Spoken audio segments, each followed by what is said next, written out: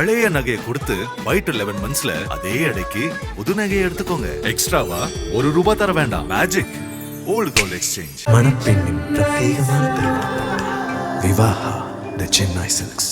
Summer holidays வந்தாச்சு, நம்ம GT ஹாலிடேஸும் வந்தாச்சு. GT holidays, south India's #1 travel brand.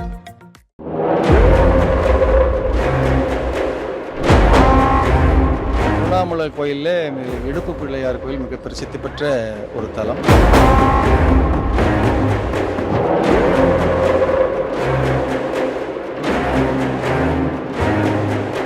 நிறைய அதிசயங்கள் நடந்திருக்குது. நிறைய பிள்ளைகள் இல்லாதவர்களுக்கெல்லாம் பிள்ளைகள் பிறந்திருக்கு.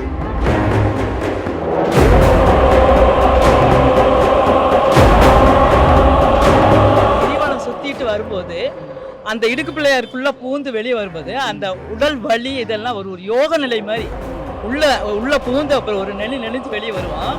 வரும்போது அந்த இடுப்பு வலி அதெல்லாம் பார்த்தீங்கன்னா ஆரோக்கியமாக இருக்க மாதிரி நம்மளுக்கு ஒரு ஃப்ரெஷ்னஸாக தெரியும். நல்லா இது வந்து அது உள்ள நுழைஞ்சு வந்தோம்னா அம்மாவோட கருவறையிலேருந்து நம்ம வந்த மாதிரி, உண்ணாமலை தாயோட கருவிலேருந்து நம்ம வெளிவந்த மாதிரி, ஒரு புதுசாக ஒரு பிறப்பு எடுத்த மாதிரி ஒரு நமக்கு ஒரு ஃபீலிங் வரும் நமக்கு.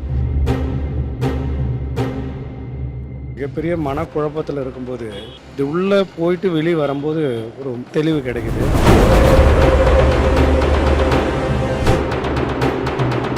என் வாழ்க்கையில் ரொம்ப கஷ்டம். இன்னைக்கு ஓரளவுக்கு வாழ்க்கையில் கொஞ்சம் முன்னேற்றம் அடைஞ்சு நானும் ஒரு மனுஷனாக இருக்கேன். வருஷத்துக்கு ஒரு முறை இங்கே வந்துடுவேன். நாங்கள் இவருக்குள்ளே பூந்து ஒரு தடவை வந்துட்டு பிரார்த்தனை பண்ணிட்டு போனேன். பிரார்த்தனை பண்ண போயிட்டு அப்போ பார்த்தா சரியாயிடுச்சு எனக்கு. அது அடுத்த வருஷம் வரும்போது நான் ஆரோக்கியமாக வந்தேன். நான் நடந்து வர முடியுமா அப்படிங்கிற ஒரு இதில் இருந்தேன் நான்.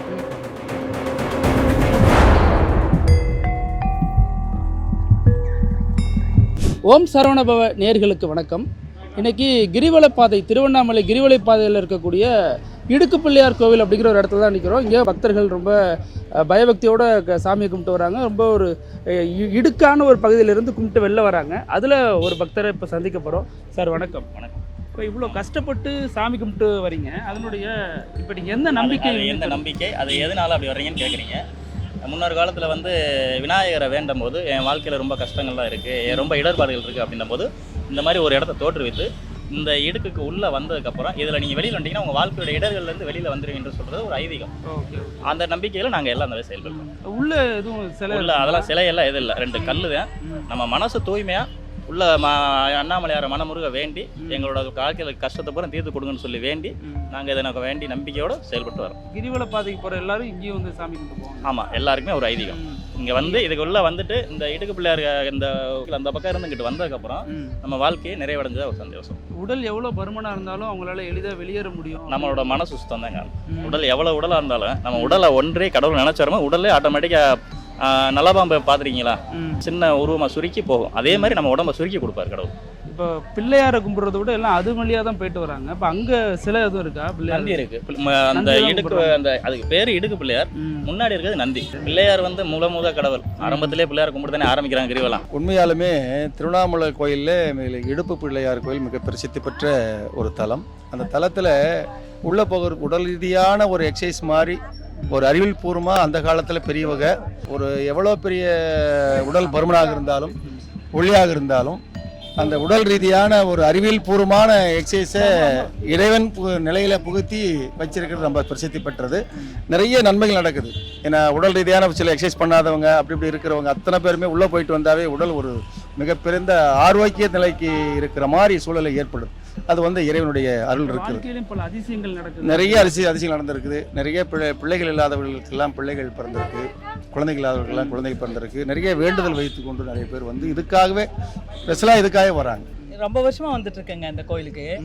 ஆனால் இடுக்கு பிள்ளையார் கோயிலுக்கு எப்போ வந்தாலும் அவர் உள்ளே பூந்து வெளியே வர்றது அதெல்லாம் பண்ணுவேன். கிரிவலம் சுற்றிட்டு வரும்போது அந்த இடுக்கு பிள்ளையாருக்குள்ளே பூந்து வெளியே வரும்போது அந்த உடல் வலி இதெல்லாம் ஒரு யோக நிலை மாதிரி உள்ள பூந்து அப்புறம் ஒரு நெளிஞ்சு வெளியே வருவான். வரும்போது அந்த இடுப்பு வலி அதெல்லாம் பார்த்தீங்கன்னா ஆரோக்கியமாக இருக்க மாதிரி நம்மளுக்கு ஒரு ஃப்ரெஷ்னஸாக தெரியும். நல்லா வெளியே வரும்போது அந்த 16 கிலோமீட்டர் சுற்றி வரும்போது அந்த டயர்டு இங்கே வந்து கடைசியாக டயர்ட் ஆயிடுவான்.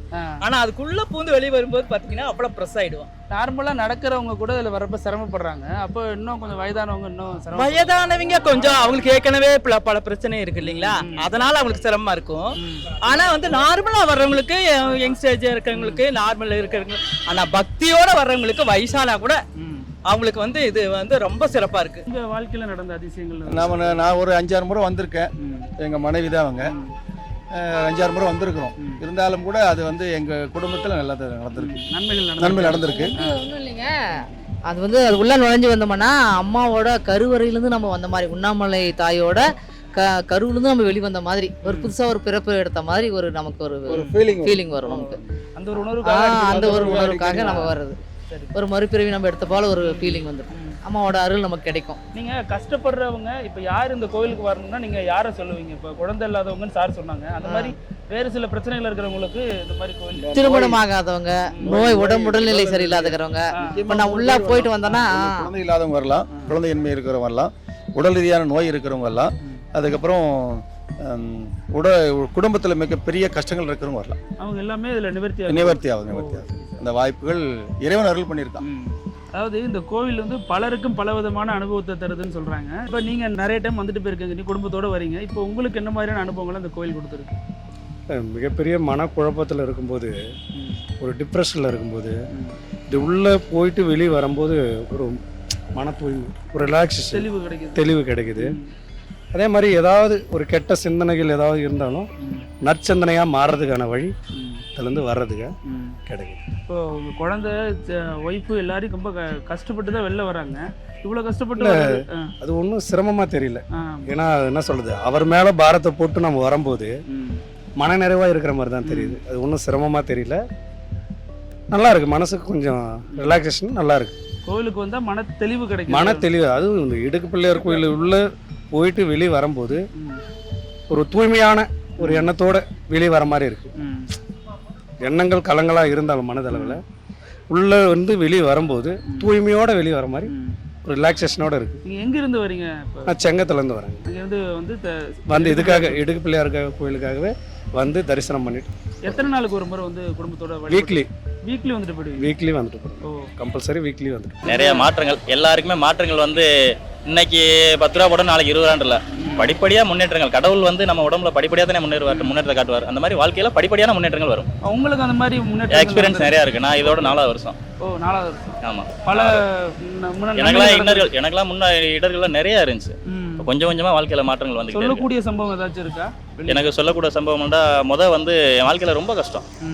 இன்னைக்கு ஓரளவுக்கு வாழ்க்கையில் கொஞ்சம் முன்னேற்றம் அடைஞ்சு நானும் ஒரு மனுஷனா இருக்கேன். தொழில் ரீதியா, குடும்ப ரீதியா? தொழில் ரீதியா விவசாயத்திலே ரொம்ப அடி நிறையா இருந்துச்சு. இன்னைக்கு விவசாயம் நல்லபடியா இருந்து ஊர்கள் நானும் ஒரு நிலக்கிழார்ன்ற ஒரு பேரோட இருக்கேன். அது காரணம் அண்ணாமலையாரும் இடுக்கு பிள்ளையாரும் கும்பிட்டதுனால. அதாவது ஒரு காரியம் நினைச்சிட்டு அதுக்குள்ள பூந்து வெளியே வரும்போது அந்த காரியம் அடுத்த முறை நம்ம இந்த ஒரு வருஷம் கழிச்சு அது வருவான். வருஷத்துக்கு ஒரு முறை இங்க வந்துருவோம் நாங்க. வரும்போது பாத்தீங்கன்னா அந்த காரியம் ஜெயம் ஆயிருக்கும். அப்ப நம்மளுக்கு இன்னும் அந்த செய்யணும் போல தோணும். நம்மளுக்கு உடம்பு ஒத்துழைக்கலாம் கூட முயற்சி பண்ணலாமே அப்படின்னு சொல்லிட்டு தோணுங்க. மனசுக்கு நெருக்கமா நடந்து ஏதாச்சும் ஒரு சம்பவத்தை சொல்ல முடியுமாம்மா இங்க வந்ததுனாலங்கன்னா? எனக்கு உடல் ஆரோக்கியம் கொஞ்சம் ரொம்ப இதா இருந்தது. ஒரு வயிற்று தொந்தரவு பண்ணிக்கிட்டு ரொம்ப சிரமப்பட்டேன். அப்போ வந்து இது வந்து நான் வேண்டிக்கிட்டேன், இவருக்குள்ள ஊந்து ஒரு தடவை வந்துட்டு பிரார்த்தனை பண்ணிட்டு போனேன். பிரார்த்தனை பண்ண போயிட்டு அப்போ பார்த்தா சரியாயிடுச்சு எனக்கு. அது அடுத்த வருஷம் வரும்போது நான் ஆரோக்கியமா வந்தேன். நான் நடந்து வர முடியுமா அப்படிங்கிற ஒரு இதுல இருந்தேன். நான் கிரிவலமே வர முடியாது, நம்மளுக்கு இப்படி பண்ணிட்டாரு அண்ணாமலையாரு அப்படின்னு சொல்லிட்டு இப்படி நம்பி வந்தேன். இது ஒரு வருஷம் என்ன வரக்கூடாம பண்ணிட்டாரு அப்படின்னு ரொம்ப கவலைப்பட்டேங்க. ஆனா இங்க வந்து உள்ள அதே மாதிரி அப்போ உள்ள வந்துட்டு வேண்டிட்டு போனாங்க. அண்ணாமலையாரையும் கும்பிட்டு போனேன். ஆனா அந்த காரியம் ஜெயமாச்சு. இப்ப நல்ல விதமா நடந்து வந்துட்டு இருக்கேன். இப்ப ஆரோக்கியமா நான் கோயிலுக்கு வருஷம் வந்துட்டு இருக்கேன். காரணம் இடுக்கு பிள்ளையாரு. ஆமா, இடுக்கு பிள்ளையார் ரொம்ப சிறப்பானவருங்க. சரிம்மா.